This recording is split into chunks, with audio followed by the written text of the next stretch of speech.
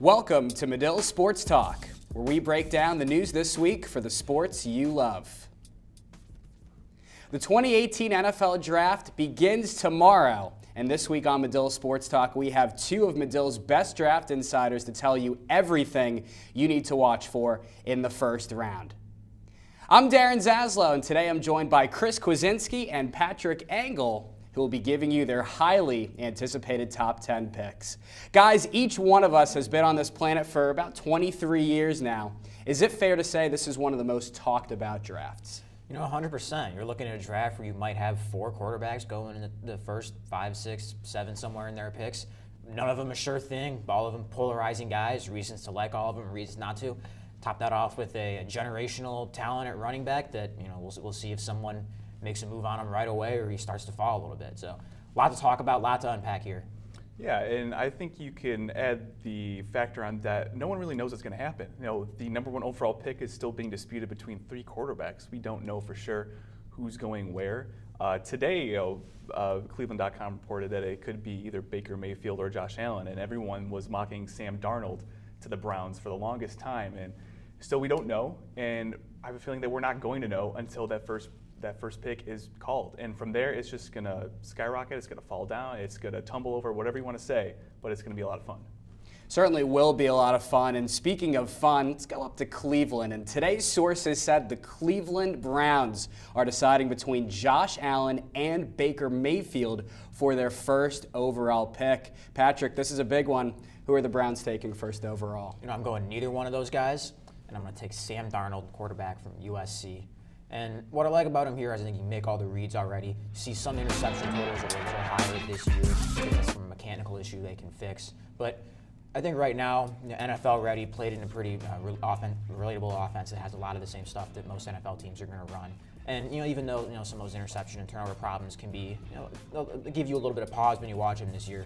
Browns have Tyrod Taylor. If they wanted to bring Sam Darnold along slowly in practice or say, well, Tyrod Taylor starts the season, they can certainly do that. So I'm going to go Sam Darnold here. I think he's highest upside, and right now, when you combine upside with polish, best pick here for number 1.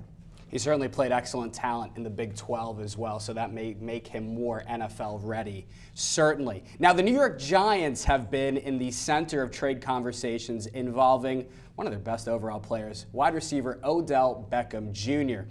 Chris, this is a huge pick for the Giants. Who do you have them taking? You know, I think it comes down to getting back to the roots. And if you think about this decade, the New York Giants have won 2 Super Bowls going back to 2007, as well as going back to 2011 in those 2 years with Eli Manning at the helm. But the 2 outstanding things that they had that year were a standard offensive line and a top-notch pass rush. And I think they have to start getting back to that. And with that, they will take Bradley Chubb, defensive end, North Carolina State, what some analysts are saying they would rather have him as opposed to Myles Garrett last year. And I think they spurn on an offensive talent to go with the better defensive pass rusher. Kind of like your Jason Pierre-Paul. JPP is what they call him, if you will. We'll stick in the Big Apple. The New York Jets haven't had a consistent quarterback since Mark Sanchez. And, well, I guess I need to define consistent. But analysts believe that they will take a quarterback with their 3rd overall pick. Patrick, do you agree? I am 100% going quarterback here, and I'm going to go with Baker Mayfield, the quarterback from Oklahoma. Fits Jeremy Bates' offense pretty well, and he's a winner.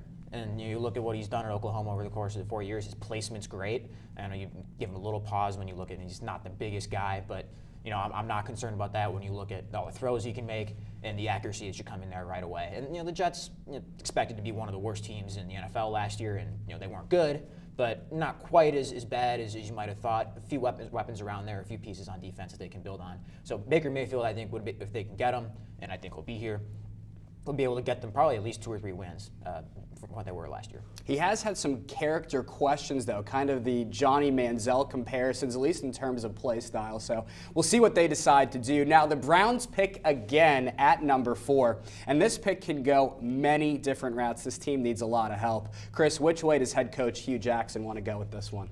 Hugh, there's a little speculation between what Hugh Jackson's going to do. Maybe pick a defense to shore up their coverage game. Jabril Peppers isn't that good in coverage, but he's a great player. So they could go Minka Fitzpatrick, but instead, I think they're going to take Saquon Barkley. You can't pass on a generational talent in the top 5 like this, especially when they have Duke Johnson in the running back. He's another year older, and Saquon can come in. He can play a plethora of different areas, and I think he can be just a recharge for that offense. He can kickstart an offensive game plan for Sam Darnold when he gets in there, and to alleviate some of that pressure on being a quarterback that can step in day one and produce. And it's another player that can add an immediate impact with the likes of Jarvis Landry, a big acquisition, certainly. Looking at the Denver Broncos, they have the 5th overall pick this year, and this is a team that has struggled mightily, specifically under center. The Broncos acquired Case Keenum this past offseason, who led Minnesota to the NFC Championship last year. Patrick, with the 5th overall pick in the 2018 NFL Draft, the Denver Broncos select Josh Allen. And this is where I wanted to go get Saquon Barkley, but Chris took him at 4 to the Browns. So I'm going to go get some quarterback help here. The Broncos, of course, the season really bottomed out last year. Ended up with the 5th pick. All kinds of offensive problems, which Saquon Barkley would have solved immediately. But I'm going to go Josh Allen here as kind of a quarterback to build on, and a quarterback of the future, if you will. Case Keenum will help them out, alleviate it, because I do not think Josh Allen is at all ready to be an NFL starter right now. But there are the tools, and there are some of the impressive throws that are there that are going to make him, one of the first 3 or 4 quarterbacks off the board, and probably top 5 or 6 pick. If I don't take him here, I think he's not going to last much longer than that. So I'm going to go Josh Allen. They've got to get some help here as some kind of quarterback of the future after Paxton Lynch has not worked out so far. And he played in the Mountain West Conference, so again, some questions concerning the type of play that he has gone against in college, how that'll translate to the NFL. We'll find out for sure. Now, the Indianapolis Colts haven't made the playoffs since 2014. It's been a bit, and are in dire need of a healthy Andrew Luck. The team won just 4 games last year and need help really on all sides of the ball. Chris, will the Colts find their next Peyton Manning, if you will, with the 6th overall pick? Instead we're going to ring the Wall Street bells, and we're going to have a trade here. I mock a trade that the Miami Dolphins are going to trade up into the top 10 right here, and they're going to take Josh Rosen. And Ryan Tannehill, is another year older. He's coming off a major knee injury, and that experiment's ending now. And with Adam Gase, he's going to want his quarterback in there. Some analysts have projected Rosen to compare to Jay Cutler, and Jay Cutler had a really good year in 1 year with Adam Gase, so why not mix the two chemicals again, have a great reaction on the field in Miami? He's got a great mentality with it. Rosen does when it comes to being on the field, off the field.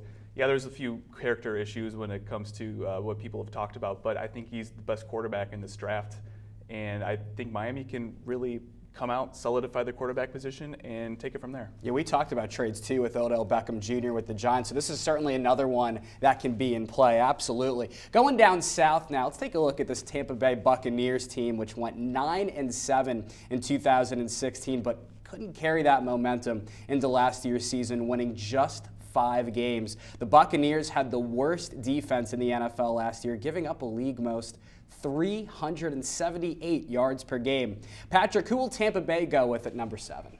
I've got to go Minka Fitzpatrick here, defensive back from Alabama, really stemming from the defensive issues, like you said. A few different things the Bucs could look to address here, a team that was expected to be content for the playoffs, but really bottomed out last year. So I'm going to take Fitzpatrick, guy who's going to make them better in the secondary immediately. With ball skills, you can play him at either corner or safety. So I've just got to get somebody here that makes me better in the secondary and shores up that defense. It's been a big problem for them. They certainly have struggled, absolutely. Now going down to number 8, right here, yes, in the Windy City. And excitement is certainly building out at Soldier Field around these new-look Chicago Bears under head coach Matt Nagy. The Bears acquired wide receivers Allen Robinson and Taylor Gabriel this offseason to help out second-year quarterback Mitch Trubisky. Now, Chris, the Bears are your team. You love this team. Who are they going with the 8th pick? This is a no-brainer. Ryan Pace, if you're watching this at all, you need to know. Don't think about it. Don't hesitate. You got to take Quentin Nelson. He's a generational talent in the offensive line. He can play tackle. He can play guard. Yeah, he's probably much better at the guard position, but the flexibility that he has, as well as the talent, he's a mauler. He's a great player. You saw how he opened up holes for Josh Allen that were, wider than Lakeshore Drive on a very cold winter day.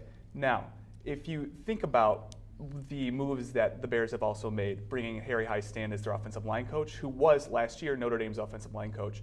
You have the coach that coached Nelson. You have an offensive line that needs offensive line help. It's a no-brainer. You got to take Quentin Nelson. Open up some holes, too, for Jordan Howard and Tariq Cohen. A very talented backfield, certainly, with the Bears, no doubt about it. And speaking with young quarterbacks, we talked about Mitch Trubisky. Now Jimmy Garoppolo out in San Francisco. He's helped this team instill a winning culture and high expectations for this season. Adding Richard Sherman at quarterback this offseason, this team certainly has a chance to compete this year in the NFC West with a quality pick at number 9. Patrick, who are the 49ers taking? Right here with the 49ers, I'm going to Roquan Smith, the linebacker from Georgia. And I like how this played out here with Quentin Nelson going to the Bears at number 8. Now I can get linebacker help that I desperately need. A lot of questions surrounding their linebacking core right now, especially with Reuben Foster's impending legal issues and didn't have a great rookie year. So I've got to get Roquan Smith. I like him better than Tremaine Edmonds as a top linebacker here, mainly because his football instincts are off the charts. Not the biggest guy at about 6'1", 240, but when you take the instincts and the overall the coverage ability and ability to diagnose plays against the run, I like him as a kind of complete package player you can put in there to start at middle linebacker pretty much right away. And you want to give Richard Sherman some help, and most importantly, you want to keep Richard Sherman happy out west in San Francisco. We're going to stay out west for this 10th pick to round out our top 10 with the Oakland Raiders, and we've seen this team miss with picks of the past, such as, dare I say it? Well, let's do it. Jamarcus Russell, who went first overall in 2007. Chris, the Raiders need to rebound from that pick and need to rebound this year. Who are they taking at number 10? It's pretty simple when it comes down to it. The Raiders need cornerback help. And if I were the Raiders, if I were Reggie McKenzie, I'd kind of think about Roquan Smith if he was there, but the Niners do them a pretty good, solid move in taking Roquan Smith. Take the decision out of your hands. Take Denzel Ward, the second best cornerback in this draft. A good cover guy. He can make plays. And the Raiders really need help at cornerback as well. So if you need they need some speed in the back, the defensive secondary as well. And if you can shore up the defense in the secondary, the Raiders can find themselves back in the playoffs, especially in a conference that now features the likes of, excuse me, I'm just blanking on some quarterbacks here. But if you look at Phillip Rivers, he's not going to be there. So you could see a new infusion of quarterbacks soon in that division. So get some secondary help and bring it all together. Certainly, and speaking of busts, right, we just talked about Jamarcus Russell, a disaster of a player in the NFL, though did have a lot of talent coming out of college from LSU. Let's stick with that theme. Patrick, who's going to be the biggest bust this year? This one's easy for me. I'm going to say Josh Allen. And you look at the arm strength and the throws he can make that are not, you just can't really teach him. The size is there. People obsess over quarterback hand size, and he has, I think the biggest hand size of all these top quarterbacks we're taking here. But if at all he becomes any kind of a good NFL quarterback, or even a great NFL quarterback, it's really going to defy any logic that you might look at from stats and all these things. I know, how much can you really scout off of stats, but the guy had a 56% career completion percentage at Wyoming. And, not to harp too much on that, but when you watch him, the accuracy and the placement just isn't good. And one of the mistakes you can make with guys like this, especially guys from lesser conference teams or like that, is kind of knocking the talent around him and saying, it'll improve when they get to the NFL. But not entirely the case here with Wyoming. You had a wide receiver, Tanner Gentry, made the Bears last year. Running back, Brian Hill, drafted by the Falcons last year.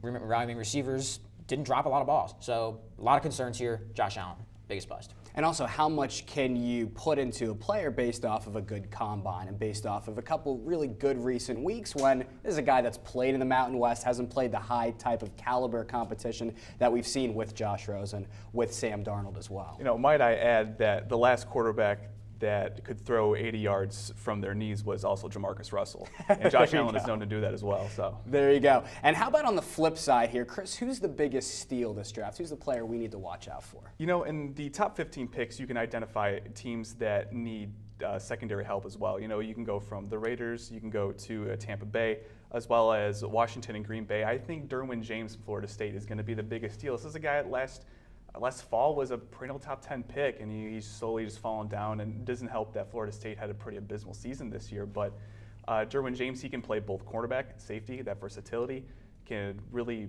skyrocket him back into the top 15. I think Green Bay takes him at 14, really to solidify their secondary after losing Demarius Randall. And he could be a stalwart player in that secondary and that team and that scheme for years to come. Well, guys, first of all, thank you so much for your picks. We'll just have to wait and see how things shape out tomorrow, but it certainly will be exciting. And that's all the time we have on this week's episode of Medill Sports Talk. Make sure to tune in tomorrow night for our live NFL draft show beginning at 7 p.m. Central Time. For our analysts, Kwiecinski and Patrick Engel, and our entire crew here in Chicago, I'm Darren Zaslau. We'll see you tomorrow night.